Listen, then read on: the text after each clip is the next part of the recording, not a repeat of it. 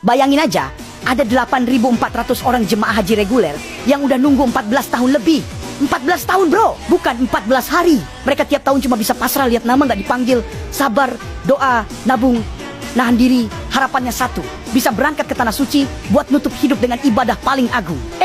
Ternyata apa? Bangke-bangke koruptor di Kementerian Agama malah ngacak-ngacak kuota haji. Kuota tambahan 20.000 dari Arab Saudi yang harusnya 92% buat reguler. 18.400 kursi buat rakyat jelata malah dibelah jadi 50/50, jadi cuma 10.000 buat reguler. Sisanya dijadiin kuota khusus yang gampang diatur, gampang dijual, gampang masukin duit ke kantong tikus-tikus berdasi. Anjing bangsat, tai kucing. Bayangin gimana rasanya orang yang udah tua, nunggu belasan tahun, uang tabungannya udah disetor puluhan juta, tapi tiba-tiba gagal berangkat gara-gara ulah pejabat goblok yang cuma mikirin isi perut sendiri. 8.400 jemaah resmi gagal berangkat. 8.400 itu bukan angka kecil. Itu ribuan keluarga yang hancur hatinya. Dan jangan kira duitnya kecil. Menurut KPK, kuota haji siluman itu dijual antara 2.600 sampai 7.000 dolar. Es per kursi 42 juta rupiah, 113 juta rupiah. Bahkan ada yang furoda jalur ilegal sampai hampir 1 miliar per orang.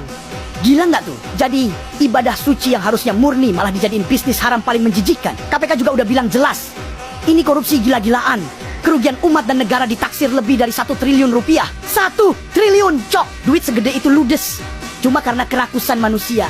Rakus yang nggak punya takut dosa. Padahal ini bukan korupsi proyek jalan, bukan korupsi bansos aja. Ini korupsi ibadah, malingin kesempatan orang buat nyembah Tuhan. Ini level laknat paling tinggi, lebih bikin muntah lagi.